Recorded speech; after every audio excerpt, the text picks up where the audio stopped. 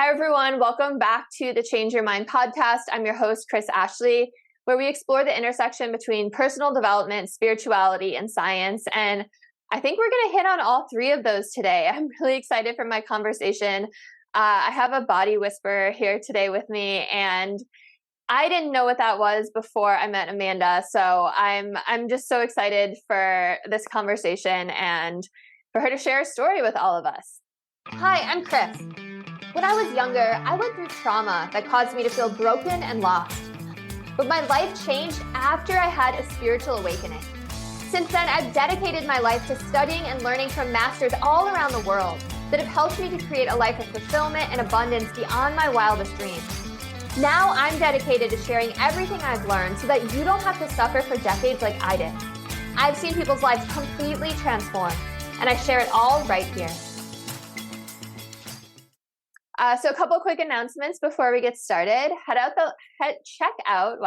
over to and check out the links in the show notes. You'll see links to my book, Change Your Mind to Change Your Reality. You'll see links to free giveaways, free downloads, free masterclass that I'm giving, as well as my courses and coaching.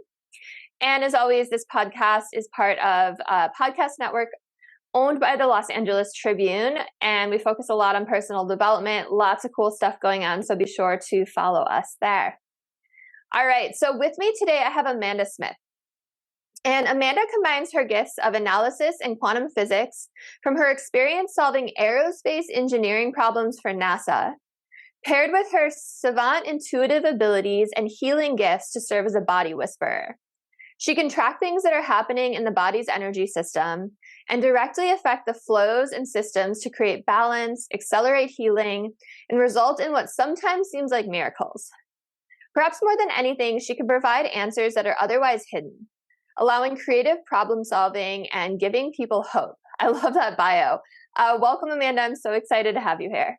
Thank you so much for having me on, Chris. I am excited to dive into all three of those topics that your podcast is all about. Yeah, absolutely. And like I was saying, like, you're such a perfect fit. And the fact that you have an aerospace engineering background in NASA just blew my mind when you came on at first and just like casually dropped that in the conversation. So I love to start off all my episodes the same way, and that is by asking people what their origin story is. So I'd love to hear your story from NASA to figuring out you have these abilities to walking down the path that you're on now. Absolutely. Well, so went to college, played softball at a Division I school, and attempted to get my mechanical engineering degree there. It didn't go well, so I switched over to a Division II school, played softball there, and got mechanical and aerospace engineering degrees. Right after college, had the opportunity to go work for Lockheed Martin. It was on NASA's Orion program at the time. Now it's the Artemis program. And I was there for 8.5 years. And then after that program, I went on to working on small satellites and large satellites. And I realized that I wasn't a big fan of satellites because it really didn't have anything to do with humans in the way that I liked to play in the body. And so I exited aerospace and I started my online career. And I started off teaching people how to garden. And I also taught yoga, and I taught softball lessons to pitchers and catchers for softball. And now I'm a body whisperer, which is a phenomenally cool thing, especially when you're coming from such a science background and really having to get comfortable with the fact that it's kind of woo, but mostly science. And you also have an aerospace business of your own, right? I do. Yes. So the aerospace business is working on radiation protection.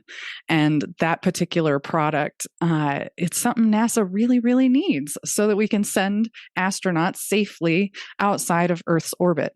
So that's, just a side job. That's amazing. And it's so inspiring. And I'm sure listeners are already inspired that you're doing all of these amazing things to help move us forward in space travel and exploration, but you're also following all these different passions you have. Kudos to you for doing that. Thank you. Okay, so the body whisperer part, can you explain what exactly a body whisperer is and how you even realize that you have that talent? Ooh, I'm going to start with the second question first because I didn't call it body whispering until my one of my business coaches was like, "Oh, you're a body whisperer," and I was like, "Ooh, I like that. We're going to use that."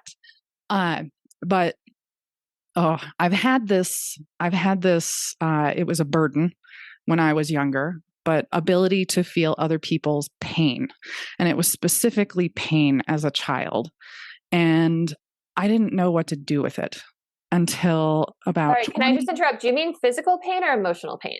Yes, all All of of it. the above. Yes. Wow. Spiritual pain, also ancestral pain that they didn't know they were carrying around.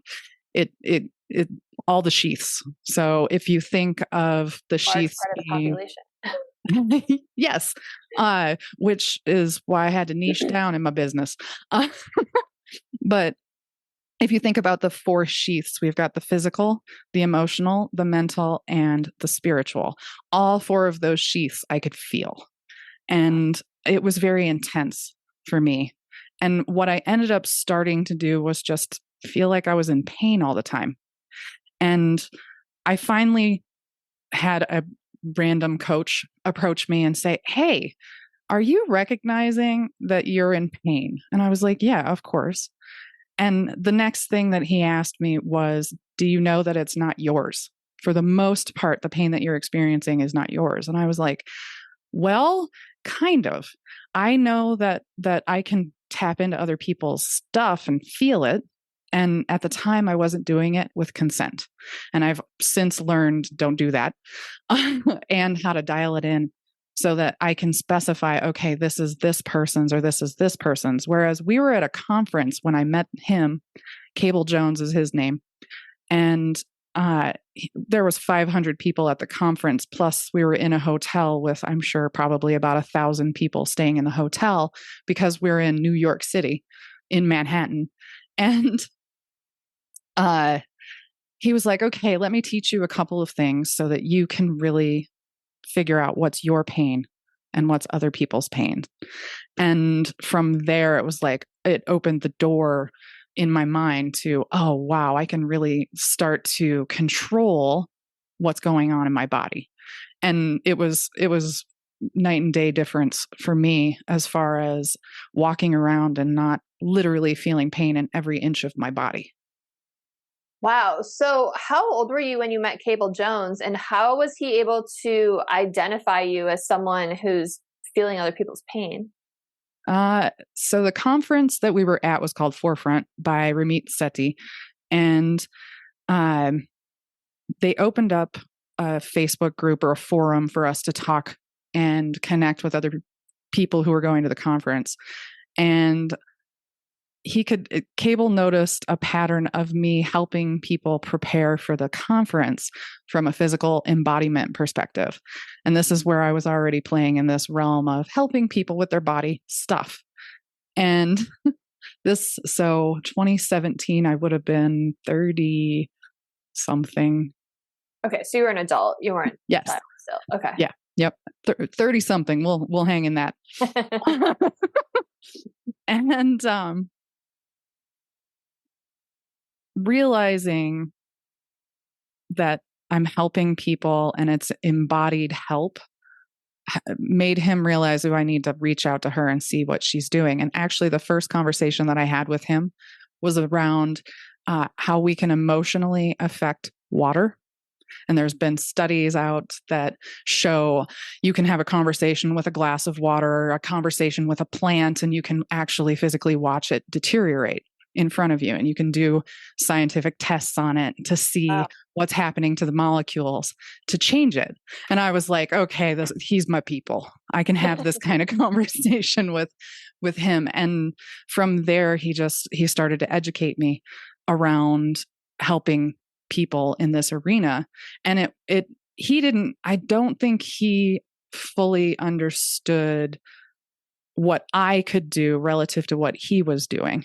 We both had similar ways of connecting with people, but we definitely had some differences. Like he talked about, and this is a somatic training thing, creating protection, shielding around you so that you can isolate your stuff from everybody else's.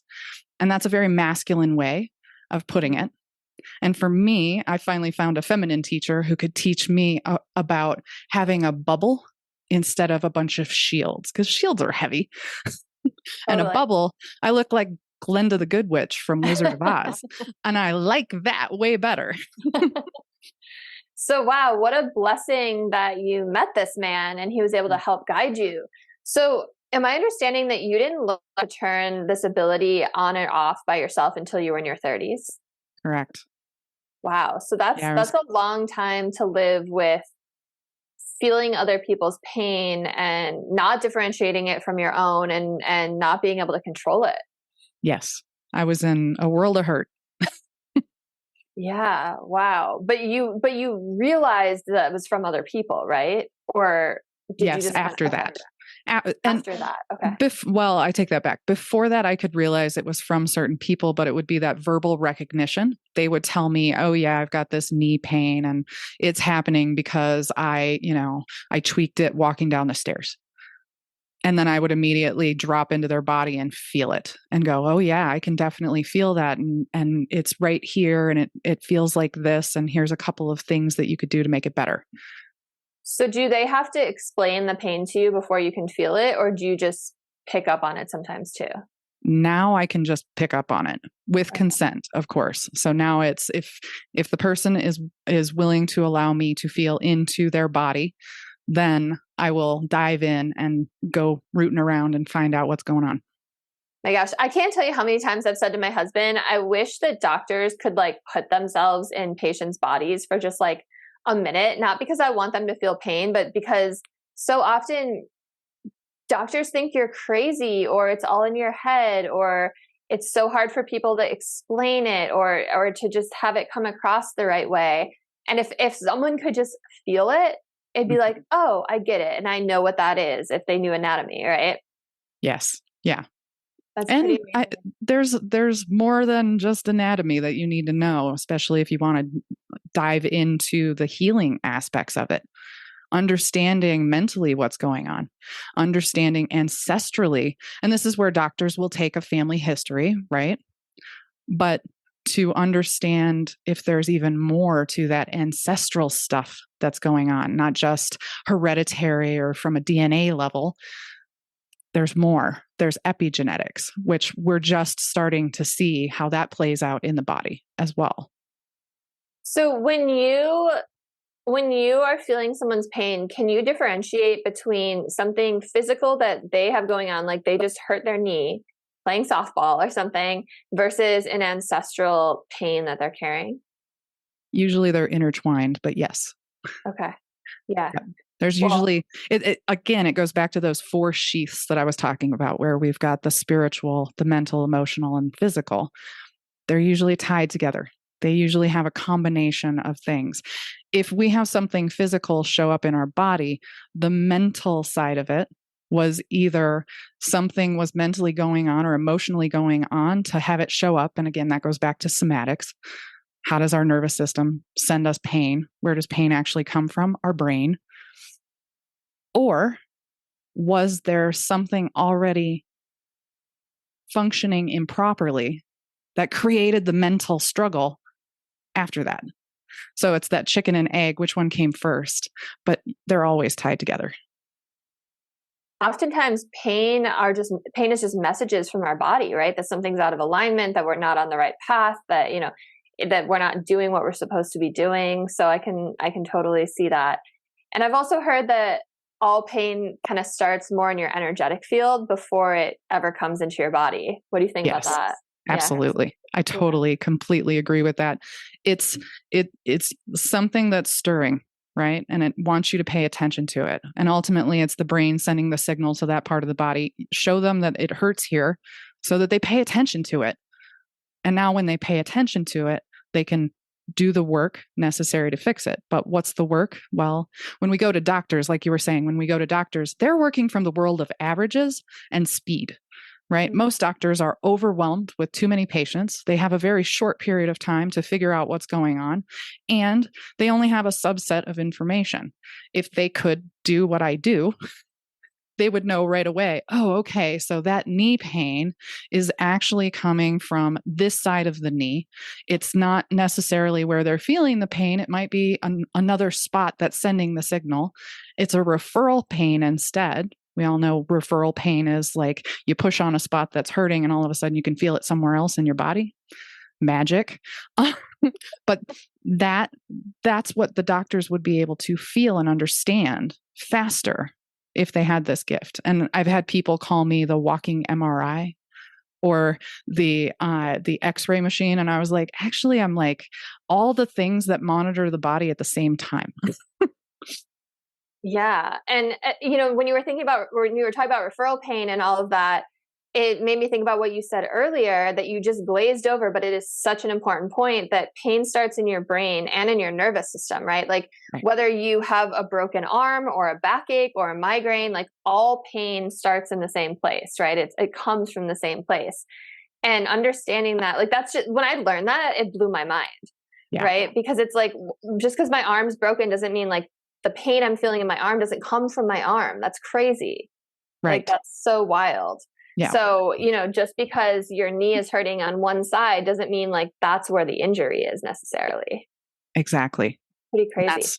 That's where understanding more beyond just the physical anatomy, physiology, but also movement patterns, understanding the nervous system, understanding what emotional things sent the pain there. That's the somatics part of it. Understanding, is this something that is relative to an experience you're having or you had in the past or you're afraid of in the future? And identifying that quickly. Yeah. So you can feel people's pain and you can kind of tell the difference between, if it's emotional or ancestral or physical, even though they're all intertwined. But can you also differentiate between all those things you were just talking about? Like, it made me think of it when you said someone called you a walking X-ray or MRI machine. Like, are you just feeling the pain or are you also sensing so much more about it? I'm sensing a whole lot more about it. I'm receiving a whole lot more data from that specific spot or several spots in the body, because usually if we have one pain, we probably have more pains, but one pain is overriding the rest of them. And being able to identify, oh, okay, so right now you have a shoulder pain and a low back pain and a knee pain. And oh, let's look at how you walk. Let's just start there. And then how can we trigger the pain to go away? And if we can trigger it to go away from a brain-based perspective, then what else was going on to facilitate that problem? And that's where a conversation and coaching comes in. Got it. So you're also helping heal people to the extent that you're offering suggestions, right? And I think you told me that you even offer dietary and movement suggestions too, right? Correct. So yoga, as a yoga instructor, I love to offer up those kinds of movement-based things, or sometimes just stillness, right? Movement helps move energy through the body. Stillness allows the brain to process the mental side of things, right?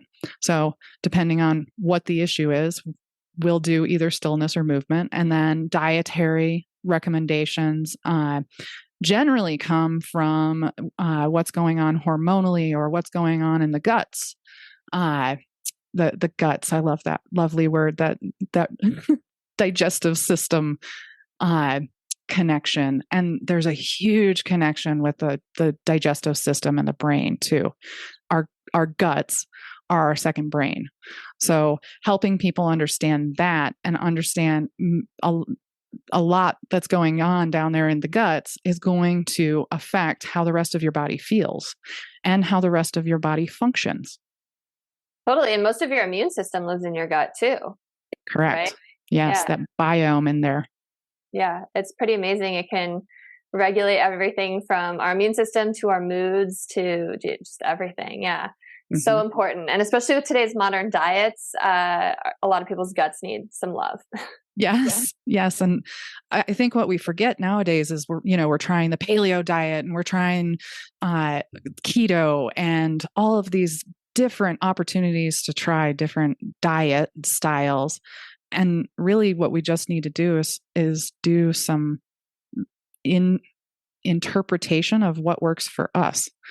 And I like to teach people that I work with kinesiology, and I do it with snapping. So I program my hand to tell me yes and no. And for me, yes is my fingers stick together and no is slip. And then I teach them how to use that to go, okay, should I eat a banana right now? And they can test and find out. Or does my body like red meat? And ta-da, now they're getting the answers. And it's coming from an intuitive place, but they're getting a physical recognition with that kinesiology, snapping or locking your fingers together or sticking your arm out and letting it go up and down. So it's really similar to muscle testing in that kind of way, right? It is muscle testing. Yeah. Super cool. I've never heard of the snapping thing, but I love it. Yeah. Muscle testing blows my mind. When you're a mom What's that? and you don't have enough hands to manage the child, the groceries, and you need an answer really quick, snapping's the key. Yeah, that makes sense. Yep. You can just put the bag over the arm and then you have the free hand. Exactly. So, I love backing everything up with science, and you have a science background, so I'm sure you do too. How does neuroscience and neurology play into all of this body whispering that you do? Oof. Understanding what part of the brain controls what thing that's coming up in the body. That's huge because again, the brain rules everything. Consciously or unconsciously, it's ruling the roost, right? It's sending the pain signals. It's telling your body to show you, hey, something's wrong here, right? So understanding the nervous systems, understanding how those interplay, understanding the patterns in the body as well. My gateway into all of this was actually Louise Hay. You Can Heal Your Body. That book, man. Going through that book and going, okay, so this is the problem that's showing up and this is the mental thing that created it. And then going, okay, chicken or egg, which one came first? Was it the mental or the physical? And again, for some people it's physical, for some people it's mental. So understanding that and going, all right, so we're recognizing this pattern. We're seeing what's happening from the brain perspective and the nervous system perspective. How can we help them heal? And this goes back, and I've said it several times, somatics, that new cool word is really what Louise Hay was doing, but from the opposite side of the spectrum. She was seeing this pain pattern in the body and going, oh, this is what's going on mentally. Whereas somatics is going, okay, let's go find that pain and let's trace it through the body and see where it moves. So. Yeah, I love that book so much. That one and Soul Speak by Julia Cannon. Like anytime I have anything going on, I look it up, and they're like little dictionaries for me. I'm like, ooh, let's. And for those of you who don't know it, you can actually go through different body parts or different pain that you're feeling, and there's a spiritual little write up about like what causes that spiritually, right? Did I just describe that correctly? Yes. Louise Hay gives you affirmations, which it's funny. I never really dove into the affirmation side of things. That's kind of like neuro-linguistic programming, NLP. And hypnosis to an extent has that same type of thing. And I was never one that could be hypnotized. NLP works on me, but the hypnotism never worked on me, unfortunately. And I know that's one of your favorite things. It is. It is. And that just makes me curious. Right. And why didn't it work? Yeah. Yeah, that's interesting. I mean, who knows, right? That could also go back to like a past life or an ancestral thing, right? There's some kind of block there, some kind of safety mechanism that you've built in. Yep. It's a safety block. And I know it. As soon as I mentioned it, I was like, oh yeah, that's a safety thing. Mm-hmm. Yeah. It's so interesting how our bodies work, even on like a deep subconscious level to protect us, right? Correct. Exactly. And again, that's where some things will come up and you'll be like, well, I'm experiencing this pain, but I didn't do anything to deserve it. I don't know why I continue to have it. I don't understand why this is a chronic thing I'm dealing with. And it's like, well, it's in your subconscious, it's in your unconscious mind. Let's make it conscious so you can deal with it. Yeah. And I think that's why working with a practitioner is so important, because sometimes you don't know what you don't know. And it's hard for just an individual to get down into their subconscious and to see what's really going on, and then also to reprogram it, right? Correct. Yes. All of us need coaches. I have coaches to help me with these things. In fact, yesterday I had a huge breakthrough around money. And I was just like, oh, wow. And then realized after diving deeper into it, that was an ancestral thing. It comes through my lineage. It's an epigenetic thing. So what was your big breakthrough? Or was it that it was just ancestral? Wealthy people are bad. That was your story. That was the story. That was the programming, the ancestral programming that I had. And what's funny is when I realized it, I started to cough. And that coughing is, there's something around that I have to speak. And well, here I am speaking it, aren't I? Yeah. Yeah. It's funny. I talk about that in, I have a free masterclass. I talk about it in my course. And I always or not always, lately, I've been giving that example of, do you remember when that submersible that was looking for the Titanic wreckage went down like a few months back? Yes. And it was like billionaires on there. Yes. And they had this horrible, like, few moments before death. Like, at first we thought they just imploded and they didn't know what was going on, but then later found out they heard the creaking, and then the thing like plummeted down to the floor, and like just super scary. But all of these news outlets were posting about it on social media, and the comment sections were so horrific. It was people like, oh, great, like, less billionaires in the world, who cares? Or like, eat the rich or screw the wealthy. And it's like, do you think any of those people are manifesting money and wealth and abundance and financial freedom in their life? No, absolutely not. Hell no. Because that's them screaming, I have a problem with that. Yeah, it's just like a story about money that people have, and everyone has a money story. Yes. For negative or positive. So congratulations on your breakthrough. Thank you. That's thanks to my coach and the work that she's doing to help me continue to level up. And like I said, we all need those kind of people in our lives that are just going to continue to make us better and better. That's why we get married, right?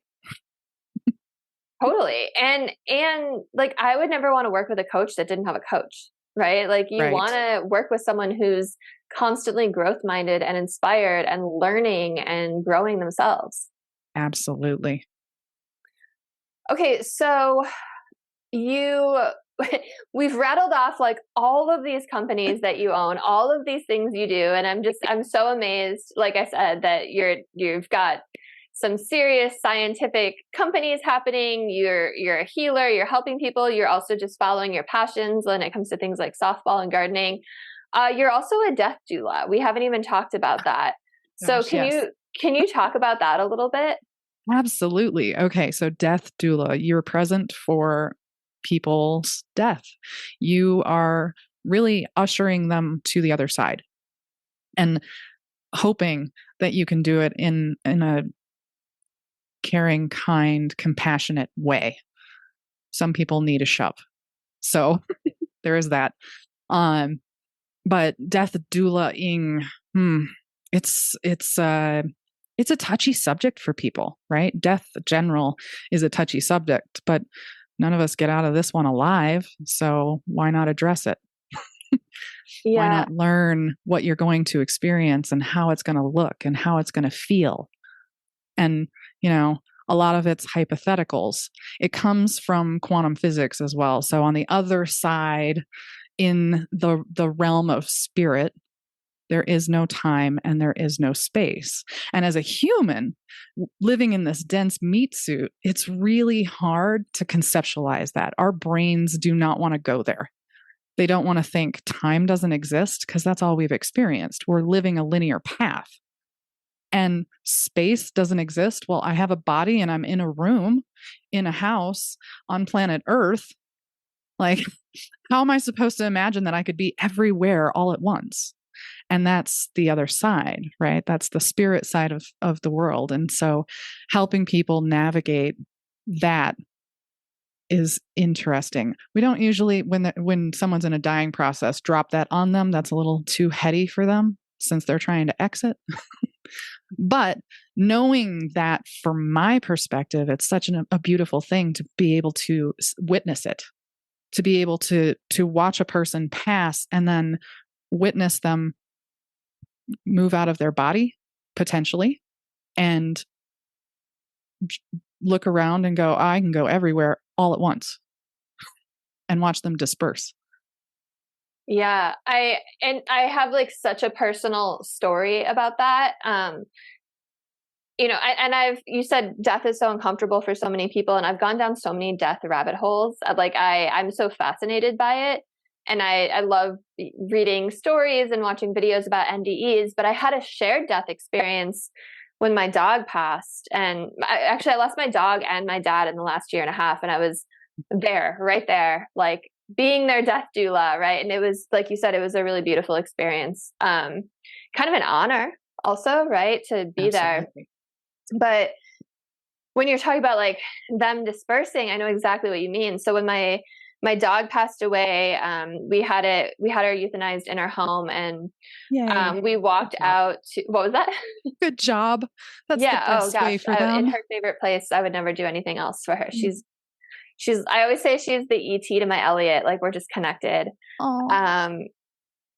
Yeah, I've done like past life regression hypnosis where she was like my child in other lives. Like, we're just connected. But so after she passed, we walked, the woman had like a little basket. She was only like 12 pounds. And we walked her out to the woman's car and like thanked her and like said a final goodbye, and then like walked back into our house, we being my husband and I. And it was wild. Like, the moment I opened the door, it was like I was hit with this like wall, and it was her. Like, it was her presence. Like, someone's presence, right? And I just felt so much joy and lightness and peace. And I started like laughing and smiling. But it was like she had just expanded, and it was like every molecule of air was her. And I don't know how else to explain it but that. It was like the wildest thing. It was like she took up the whole room, and it was just like I have goosebumps just like talking about it, because it was like the most incredible experience I've ever had. Yep. But I understand that, like what you're saying, where they disperse, because it's like, I don't know how else to say it. She was every molecule in the room, and just everything. It was just her. And it was funny because I kept talking about it. I was like, oh my God, I feel her. She's here. Like, this is amazing. And my husband's like, yeah, she'll always be with us. Like, he didn't really get it. And then after like 20 minutes, I was like, oh my God, it's fading. And he was like, oh my God, I feel it. Like, she started with me, and then she went to him, and it was so cool. And then he had the same experience, and it was just wild. And I have goosebumps talking about it, but I do too. Yeah, no, it's so real. Right. It's a magical transition, right? Going from the physical to the spirit, going into this space of, I'm no longer controlled by this density of the body that I was in. Yeah. Poof. See ya. Yeah. It's like escaping that heaviness almost, right? Yes.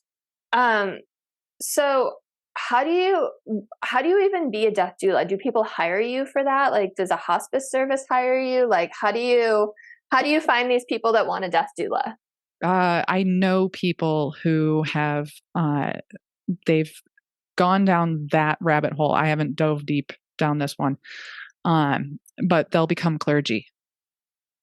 They'll get their degree in all the religions, essentially, and then become present at a facility where people are passing, so a nursing home or a hospital, and they'll help support in that way.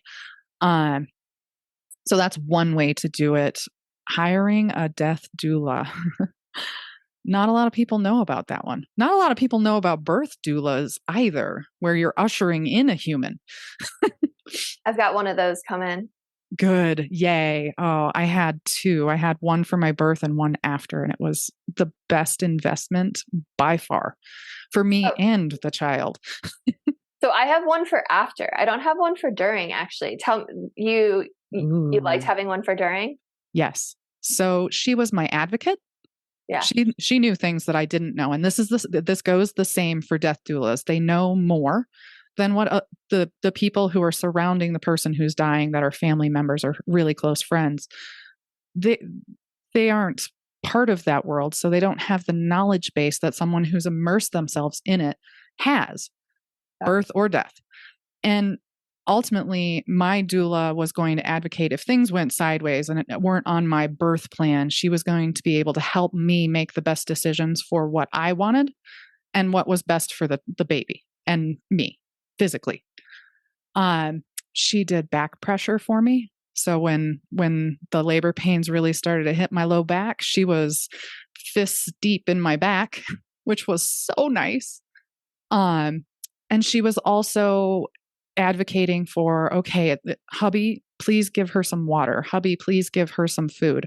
And I was at a birth center, so I could have those things. She also let me know, hey, you probably need to get up and rock your hips a little bit so that we can get things moving a little bit more. And she was also my photographer. She was dual purpose when it came to that. So I got some great pictures that I can look on for years and years. And I do that on the anniversary of my daughter's birth every year, her birthday. Well, I think you just like talked me into getting a birth doula. Just So even like the knuckles in the back. I'm like, oh, I'm having back pain right now. And month 8, I'm like, I want that right now. Right? So. Yes. That's where hubby comes in. You got to teach him how to hit the right spots. Yeah. Yeah. That's death doulaing is pretty much the same thing. You're ushering someone out instead of in, and having someone with that knowledge base of here's what to expect, and really helping the living understand what's going on for the dying. Yeah. Right? It's not like the dying wants to sit there and tell you, yeah, I feel like crap. Or, yeah, I really just want to be in a cave right now. I really don't want to hear any sounds, or I really want to hear a sound, or I really want to have a smell, or I keep smelling this certain smell. The dying generally want to hunker down and not connect in the human way anymore as they're passing. And that's the thing about death doulaing, is you're letting the humans know, hey, here's what's happening. They really are letting go of all their senses. And with my gift, being able to dive into their body and feel what's going on, I can even tell the people who are experiencing what's going on for the person dying, hey, he's shut down his hearing, or he's shut down his sight, or he doesn't want touch anymore. Right? Yeah. So it's interesting to know that too, like watching the senses turn off, and that's the brain shutting down from a science perspective. Totally. And like I said, I lost my dad in February. We're recording this in December, so it hasn't been a year yet. And I'm such a researcher. So like what was bringing me peace was just reading. I was sitting at his bedside, and just like while he was sleeping, I would just read and research and like signs of this level of like the dying process, like everything. I read some amazing books again on like shared death experiences and NDEs, but I also read like all the scientific articles or like what to look for. So it was like, and I was watching him so closely. It was like I knew it was like, the modeling of the skin and like the ashiness on the knees and like just like little things. And I remember his final moments, like we knew he was gonna, because like apnea is one of the things, right? Like once apnea kicks in, like you're like, okay, it's close. Right.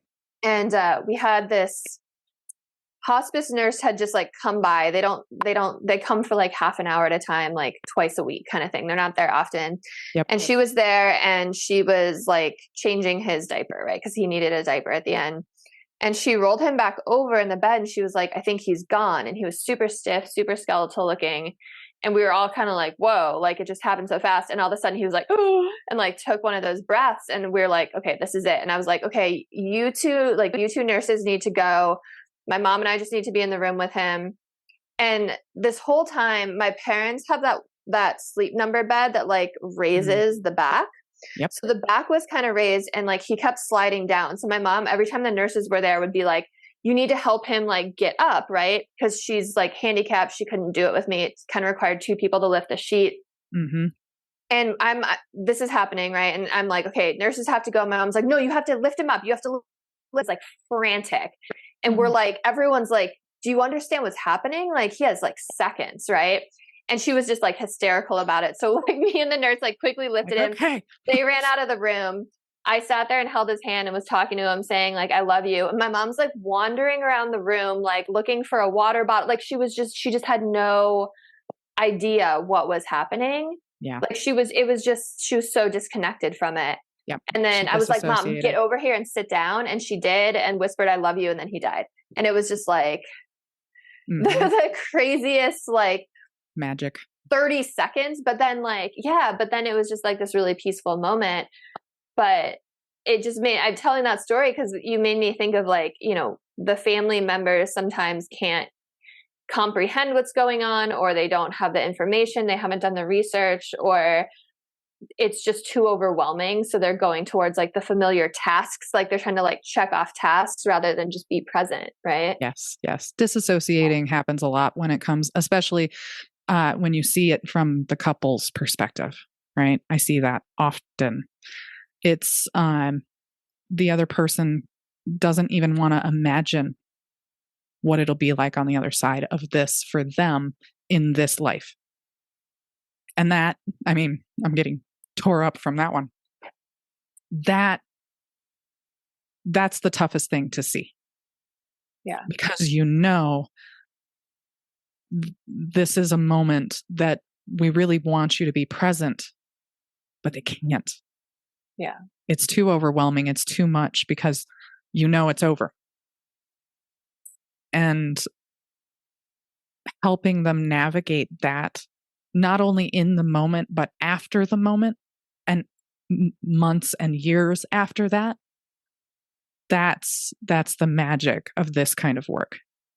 Yeah. That's the magic of really, really holding space for that person to process and letting it take months, years, decades, hopefully not centuries, lifetimes sometimes too. Yeah, totally. And I think a lot of people, like when they have a partner who passes and they've been sick for a long time and they've been in the caretaker role, that's become their whole world, caretaking, right? And it's hard, I imagine, to suddenly have that just end, like just suddenly end. And it's like, well, what do I do with myself now? Like that became like my purpose, right? It's like retirement. Yeah. Right? Same. All of a sudden, I don't have a job anymore. What am I going to do with myself? Yeah. And you figure it out eventually. Yeah.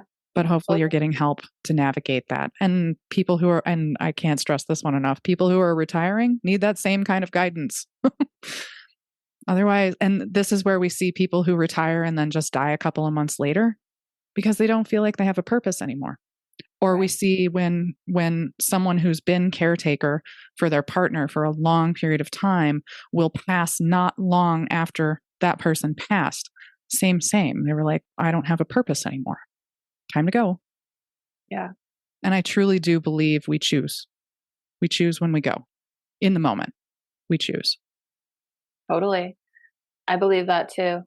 Yeah. I mean, I have friends whose parent passed away and they're like, there was always someone in the room with them. The 5 minutes that no one was there was when they left. It was like they didn't want to be around anyone, or like, I swear my dad died when the hospice nurses were there because it made it easier on my mom and I, because they just were like, okay, let's take care of the phone calls, the paperwork, like. So as a death doula, you know, what else have you noticed or witnessed or sensed watching all these people cross over? There's a moment when they cross that they'll either go straight to dispersal or they'll want to move through someone. They'll want to move and it's usually the heart spaces where I see it or feel it the most, is they'll want to have that one last moment of touching this humanity, and then they're out because their body has expired. And to move through someone else gives them that last touch point. And it leaves behind a little of them as well. There's that push of that feeling. And if you're present enough during when someone is passing, you'll feel it. You'll know exactly when it happens. When my grandpa passed, I was helping facilitate that, and he moved through my mom and my grandma at the same time.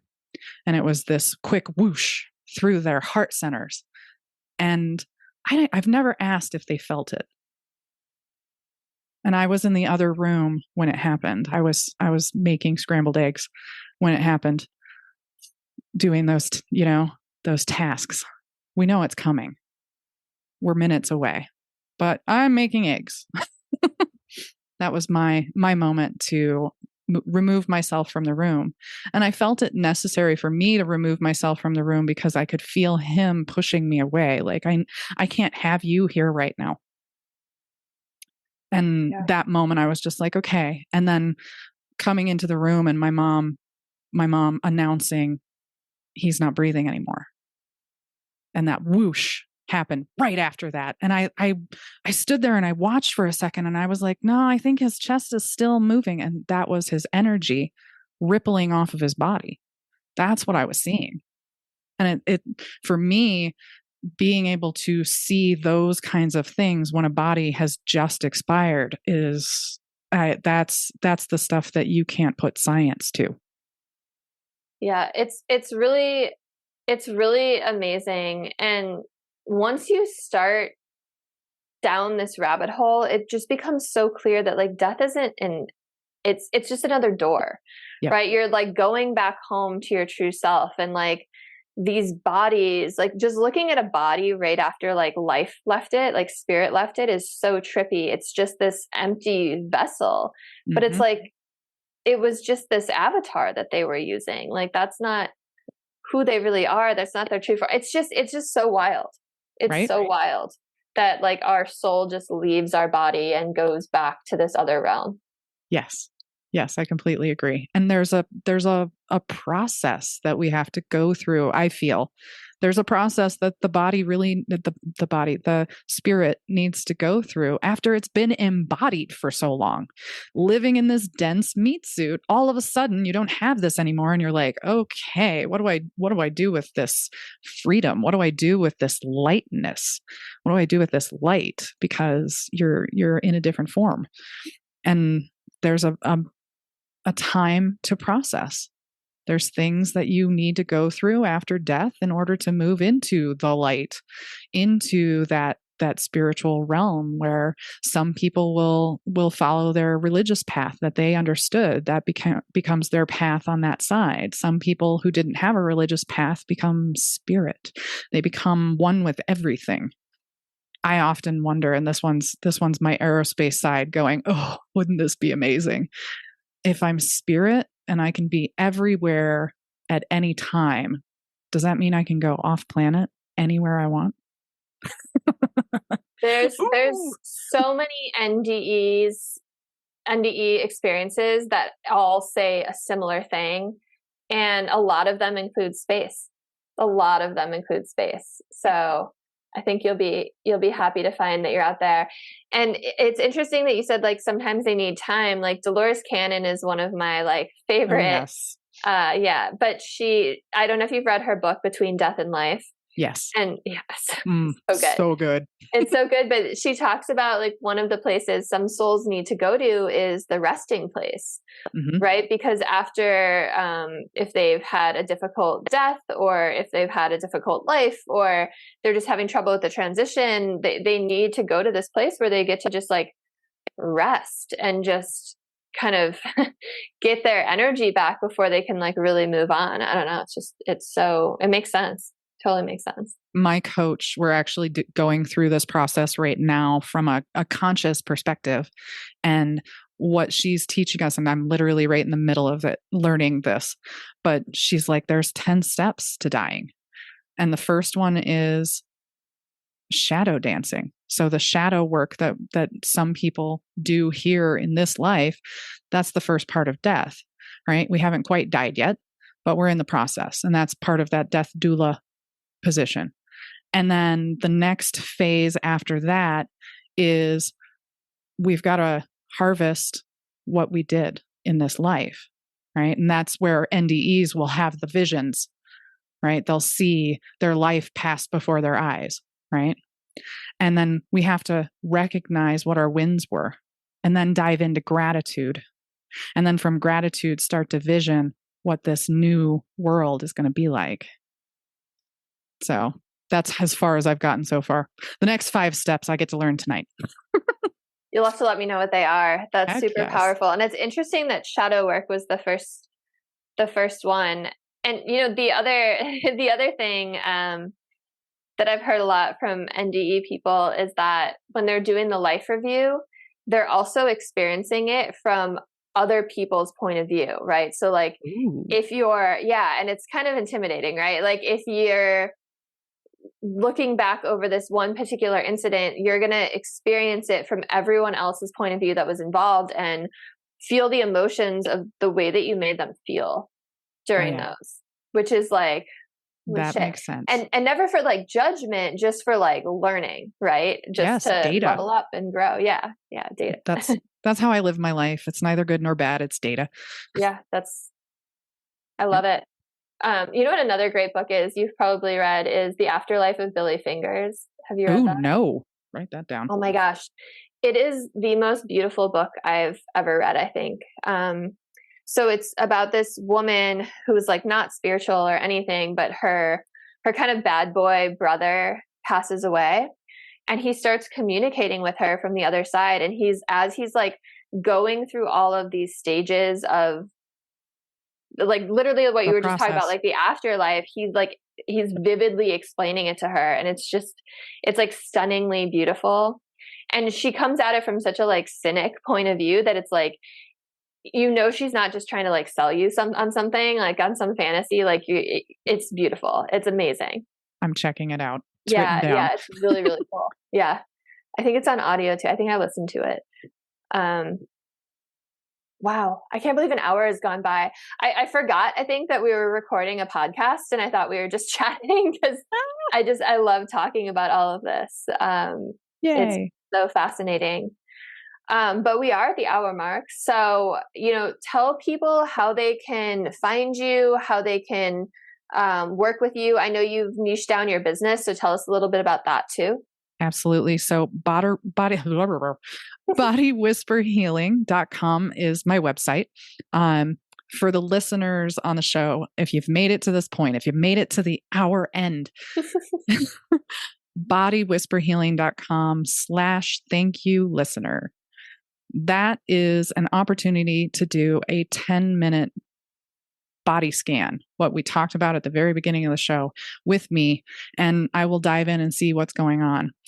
Niching down, I specifically on my website, you'll see I work with female college athletes who have gut issues.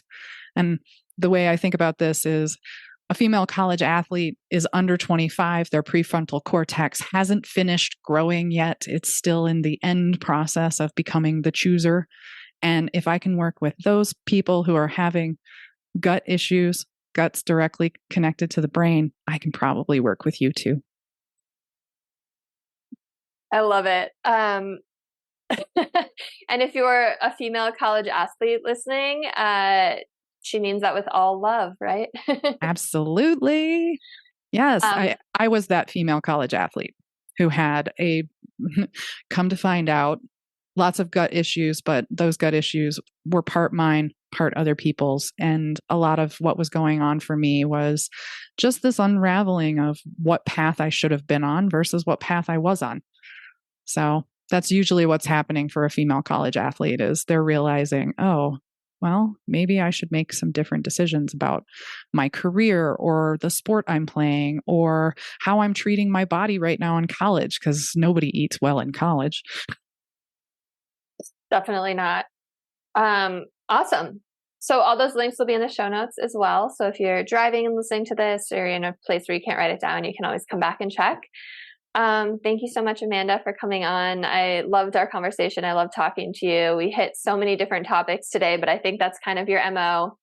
And for everyone listening, please like, share, subscribe, help spread this episode, help spread the podcast.